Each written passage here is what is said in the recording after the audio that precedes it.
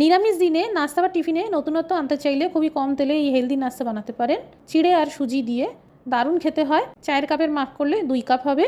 মোটা বা পাতলা যে কোনো ধরনের চিড়ে নিতে পারেন। ভালো করে ধুয়ে জল ঝরিয়ে এভাবে ছড়িয়ে দিন। পরিমাণে 50 গ্রাম সুজি, যতটা সুজি তার সমপরিমাণে টক দই নিয়ে নিন। সুজি আর দই ভালো করে মিশিয়ে এইভাবে 15 মিনিট রেখে দিন। ধুয়ে রাখা চিড়ে দিয়ে ভালো করে মেখে নিন। যতটা চিড়ে নেবেন তার 4 ভাগের 1 ভাগ সুজি নিতে হবে। এবার স্বাদ অনুসারে লবণ, চিলি ফ্লেক্স আর কুচানো ধনেপাতা দিয়ে আবারও ভালো করে মেখে নিন। হাতে তেল লাগিয়ে নিয়ে প্রথমে গোল আকারে বলের মতন গড়ে নিন। তারপর হালকা প্রেস করে চ্যাপটা করে মাঝখানে একটা হোল মতন তৈরি করুন। এখানে আমি ভাপানোর জন্য স্টিমারের ব্যবহার করেছি। আপনারা চাইলে কড়াইতেও জল ভরে একটা থালায় তেল লাগিয়ে নিয়ে ভাপাতে পারেন। কম আছে 15 মিনিট ভাপিয়ে নিন।